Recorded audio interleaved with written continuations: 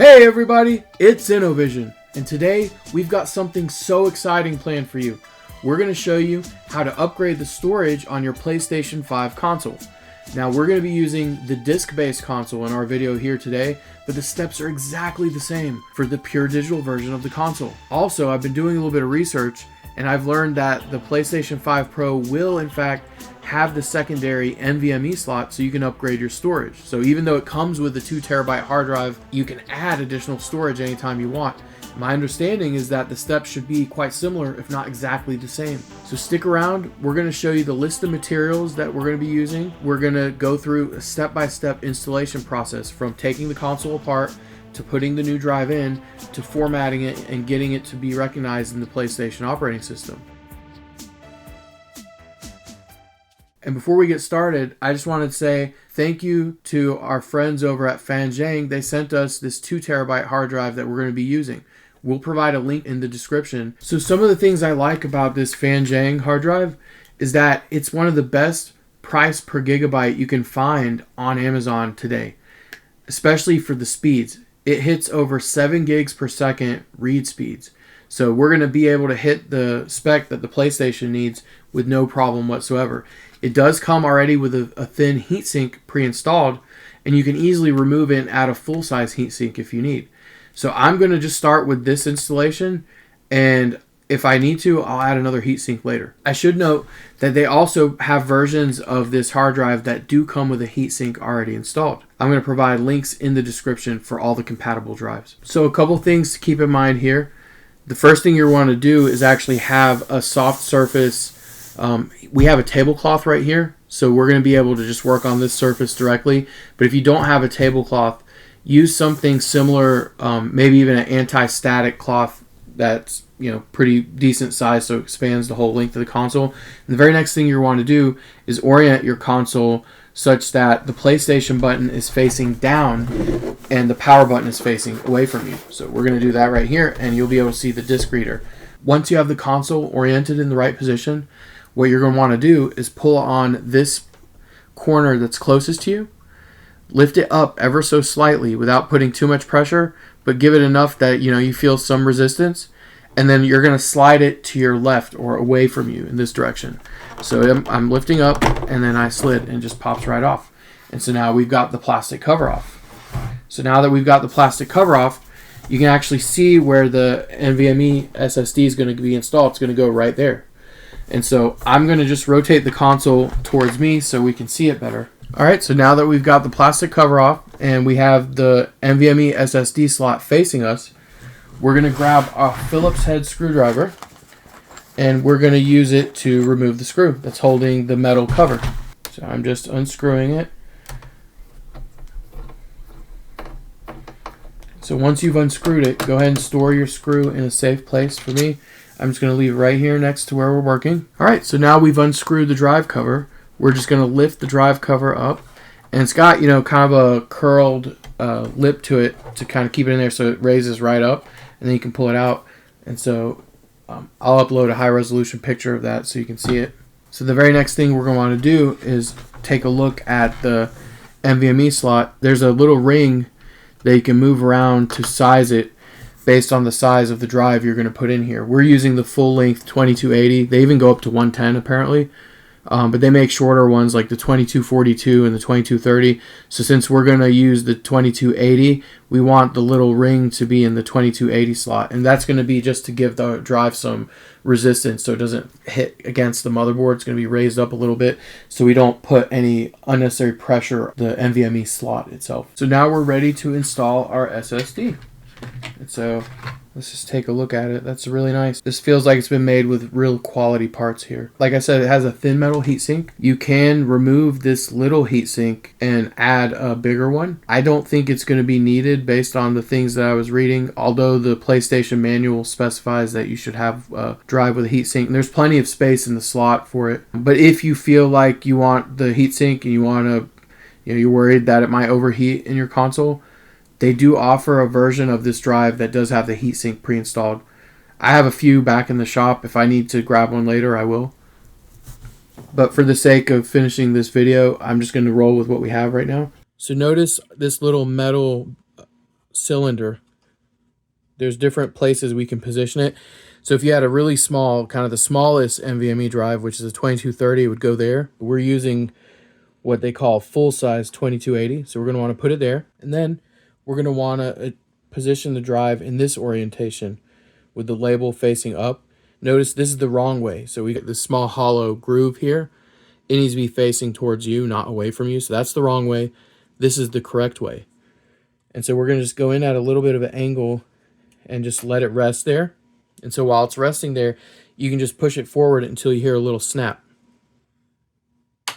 There we go. We got a little snap. And if it's installed correctly, you should see it trying to pop back up. Okay. And so we already have our little metal cylinder in the right position. And now we are going to screw it in.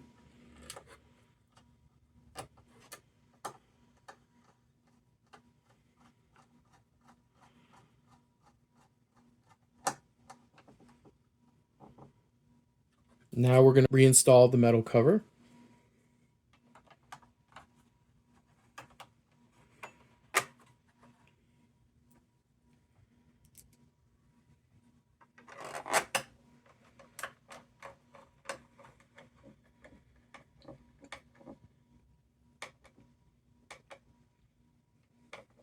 All right, so now that's in there, and now we can install the plastic cover back on. So to do this, it's a little bit easier for me to orient the PlayStation back in the initial position. All right, so we've got our cover.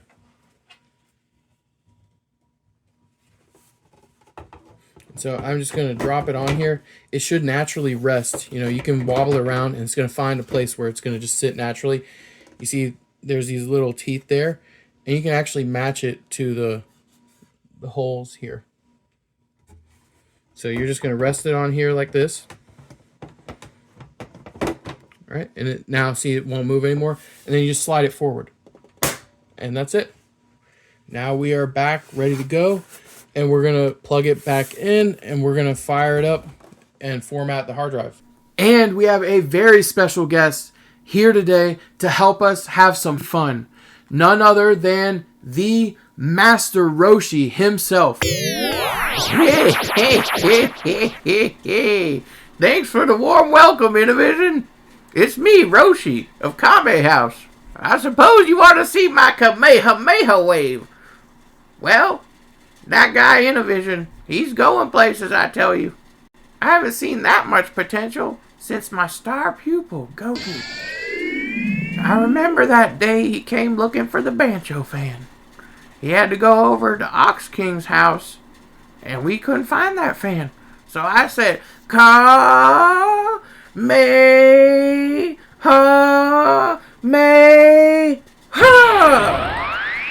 Something like that. Well, I was just stopping by. I'm best be on my way back to the Kame house. Innovision, it's back to you. So I have an S880 Pro installed in my Asus ROG Ally X. And so I've actually gone through the effort of running a few benchmarks. And one of the benchmarks I ran is a tool or a utility called Crystal Disk Mark. And you can kind of think of it as a torture test. What it does is it generates some random data, it writes it to the disk, then it continuously will read that data and continuously write that data to the disk. And so it goes through a sequence of like read tests, then write tests. And so what I have here on the screen is an annotated result from that benchmark. And so on the left-hand side, we've got the Crystal Disk Mark benchmarking utility. I highlighted the top row because it's the most important one for us for here on the PlayStation 5. And so what we see on the left column is the read performance test, and the right column is the write performance test. On the right-hand side, we have a utility up and running called Hardware Info, and it's showing us the temperatures of the drive. And so there's actually 3 rows here. The first is the overall drive temperature, and the second one is the NAND hotspot temperature. And then the third row is something called the ASIC controller's temperature.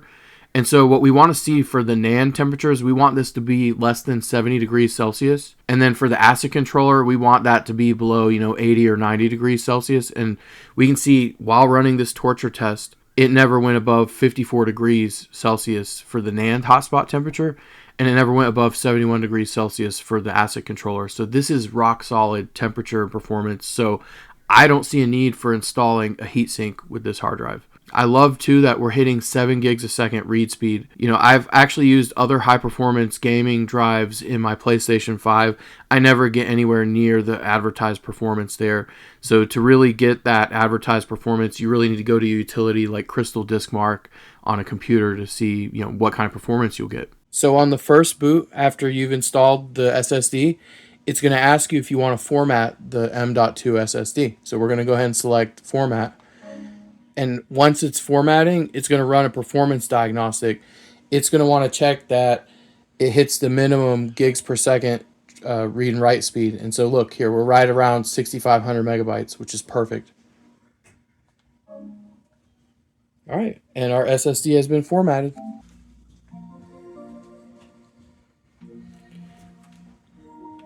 So I'm going to do a quick copy of a game to test the transfer speed.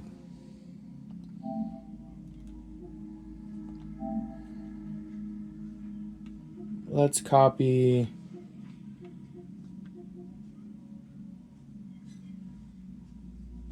Final Fantasy Remake. Seems like a good one.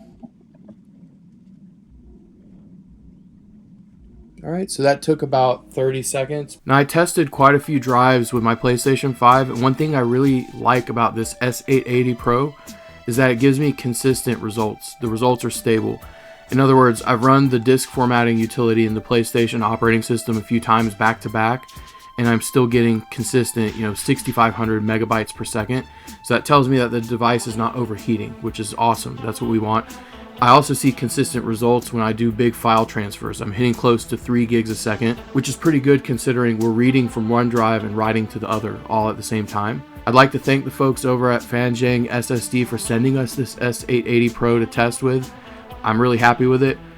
Until next time, don't forget to like the video. Don't forget to subscribe so you don't miss out on all the upgrades, mods, and customizations we've got coming down the pipeline.